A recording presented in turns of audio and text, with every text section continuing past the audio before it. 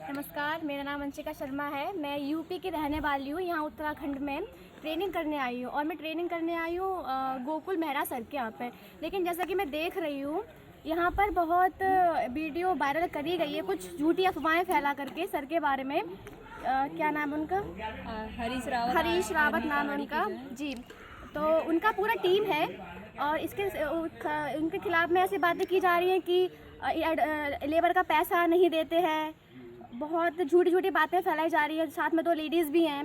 ये राजनीति फैलाने से कुछ नहीं होगा। हम यहाँ पर रहते हो, हमें 1 महीना हो गया, फ्री ऑफ कॉस्ट हमें ट्रेनिंग करा रहे हैं। दूसरी चीज़, लेबर का पैसा हम खुद एडवांस में देते हैं। लेबर हमारे साथ में, आप इनसे पूछ सकते हैं। ओमकार भैया, कितने रुपए आपको एडवांस में दिए हैं सर ने? सर ने 5,000 रुपये एडवांस में 5,000 रुपये सर ने एडवांस में दिए हैं इनको सर ने। और एक हमारे गोविंद भैया 11,000 रुपये एडवांस में उनको दिए। आपको कितने एडवांस में दिए? 5,000 एडवांस में दिए। आपको भी दिया है अंकल? हमको भी दिया। कितना? 4,000 दिया एडवांस में। देखिए, एडवांस में पैसा हमारे यहाँ पे दिया जाता है। झूठी बातें फैलाने से, किसी को बुरा बनाने से कोई फायदा नहीं है। राजनीति अपने तक रखिए, लेकिन किसी और को भाई ऐसा करने से तो गलत है ना। एक इंसान को आप क्यों, हमें यहाँ पे फ्री ऑफ कॉस्ट ट्रेनिंग दे रहे हैं। हमारे रहने का भी सर करते हैं और पैसा देने वाले लेबरों को हम खुद ही है सर। हमारे अकाउंट में पैसे भेजते हैं, हम लेबरों को खुद ही पैसा देते हैं अपने हाथों से। और हमारे 1-2 नहीं 3-4 लेबरों को हमने एडवांस भी दे रखा है। हमें भी सर रहने का सर ही देते हैं, सब हमारा करते हैं। जबकि हम यहाँ के रहने वाले भी नहीं है, हम तो यूपी के रहने वाले। मैं तो और भी दूर गोरखपुर की रहने वाली हूँ। तो भाई ये सब गलत है। किसी के बारे में ऐसा अफवाह ना फैलाया जाए।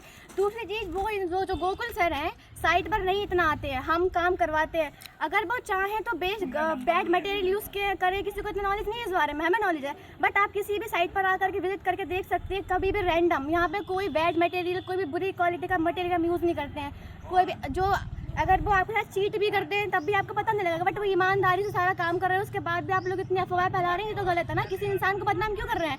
किसी भी इंसान की सक्सेस से जलना, उसको बदनाम करने से आप कुछ नहीं कर सकते। आप गलत कर रहे हैं, लेकिन भगवान देख रहे हैं ना, ये चीज़ गलत है। किसी के लिए झूठा ब्लेम लगाकर उसकी इमेज को ख़राब ना करें, उसके लिए बहुत अच्छा रहेगा।